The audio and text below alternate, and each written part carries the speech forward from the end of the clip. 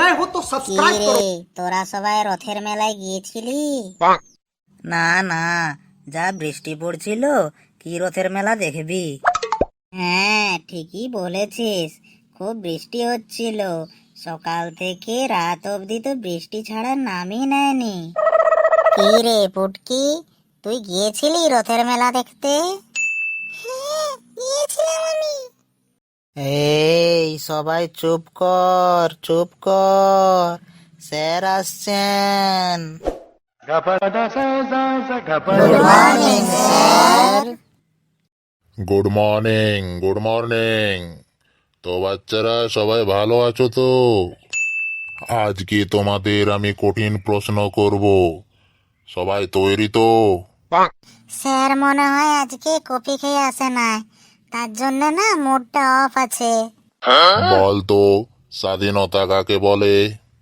Sir, ঘুমের মধ্যে কেউ কিছু বললেই না শুনে হ্যাঁ বলা, এটাকেই স্বাধীনতা বলে। হতচ্ছাড়া, তাহলে তো তুই স্বাধীনতার পূর্ণ ব্যবহার করছিস মনে হয়। বল দেখি পুটকি, ভূমিকম্প কেন হয়? স্যার, মাটির নিচে যখন ভূতের মাথা ঘোরে তখন ভূমিকম্প হয়। তাহলে ভূমিকম্পে ভূতেও কাঁপে, বুঝলি? আচ্ছা পিন্টু, তুই ক্লাসে এত দেরি করে আসিস কেন? স্যার, আমি টাইম ট্রাভেল করি, আমি আগের দিনের ঘড়ি দেখে বের হই।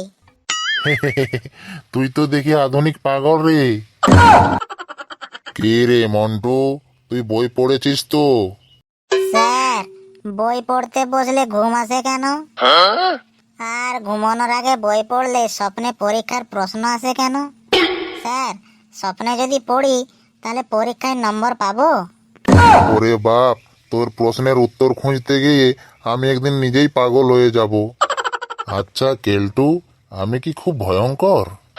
না স্যার, আপনি না, আপনার প্রশ্নপত্র খুব ভয়ঙ্কর।